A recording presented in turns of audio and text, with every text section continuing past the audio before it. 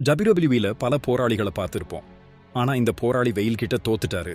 John சீனாவுக்கு நடந்த சோகம் என்ன தெரியுமா? நம்ம ஊரு வெயில் கொடுமையை பத்தி நாம எல்லாரும் அறிவோம். மாசசூசெட்ஸ்ல பிறந்து நியூபெரிபோர்ட் மற்றும் சாலிஸ்பரி கடற்கரை பக்கம் வளர்ந்த ஜான் சீனாவுக்கு கோடை காலம்னா ரொம்ப பிடிக்கும். ஆனா அந்த கோடை காலமே அவருக்கு சாபமா மாறிடுச்சு. 5 மகன்களோட அம்மா வெயில்ல இருந்து பாதுகாக்க மறந்துட்டாங்க.